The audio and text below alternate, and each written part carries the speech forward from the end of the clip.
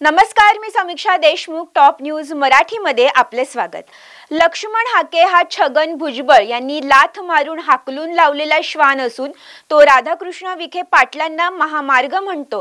त्याची लायकी किती अशा शब्दात मराठा आंदोलक ॲडव्होकेट योगेश केदार यांनी लक्ष्मण हाके यांच्यावर टीका केली आहे. मंत्रालयातील काही मंत्र्यांच्या ताकड्या तुकड्यावर जगणारा आणि भुजबळ साहेबांनी घरातून लाथ मारून हाकलून लावलेला श्वान लक्ष्मण हाके, ह्या लक्ष्मण हाकेंना वाढवला भुजबळांनी, मोठा केला पोसला भुजबळांनी आणि तो त्यांच्याच पोरावर भुकायला लागला. म्हणून भुजबळांनी, माळी समाजानं आणि वंजारी समाजाने सुद्धा काही लोकांनी असं लाथा घालून ज्याला बाहेर काढलाय तो लक्ष्मण हाके राधाकृष्ण विखे पाटलांना म्हणतोय महामूर्ख म्हणतो. महामूर्ख म्हणून काही बोलतो. मराठा विखे पाटलांच्या आडून मराठा जातीवर त्याचे काही हे सुरू आहेत. अरे बाबा, ते विखे पाटील म्हणतायत की आम्ही मराठवाड्यातल्या मराठ्यांना ह्या गॅजेटच्या नुसार, ह्या जेआरच्या नुसार सगळ्या मराठ्यांना आरक्षण दिलेलं नाही. आम्ही फक्त प्रक्रिया काही सोपी होते का हा प्रयत्न करतोय. म्हणून कुणबी ज्यांच्या नोंदी आहेत त्यांना आरक्षण द्यायचा प्रयत्न करतोय. तरी सुद्धा हा लक्ष्मण हाके दररोज वेगळं बरायला लागलाय.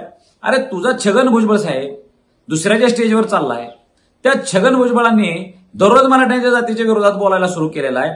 संविधानाचे असलं कुठलं कलम आहे, कोणत्या शब्दात असं सांगितलंय की मी एखाद्या जातीचा द्वेष करीन, मी एखाद्या जातीला आरक्षणातच येऊ देणार नाही, मी एखाद्या असं कुठल्या शब्देमध्ये लिहिलेल्या आणि कुठली शपथ छगन भुजबळने घेतलेली आहे तू सांग ना. केवळ संविधान म्हणतोस, गावगाडा म्हणतोस, आलो ते बोलवते ते हे शब्द घेतो. संविधान काय तुला संविधान माहिती रे? तुझी प्राध्यापकाची डिग्री खोटी, तुझे केस खोटे, तुझ्या सगळ्या गोष्टी खोट्या आणि तू जगाला सांगतोयस ह्यांना काय माहिती आहे सोशल जस्टिस. काय तुला सोशल जस्टिस माहिती आहे रे? बाबासाहेबांनी मराठा जातीला आरक्षणच देणार नाही असं कुठं लिहून ठेवले का? संविधान असं कुठं म्हणतंय का की मराठा जातीला आरक्षण द्यायचं नाही?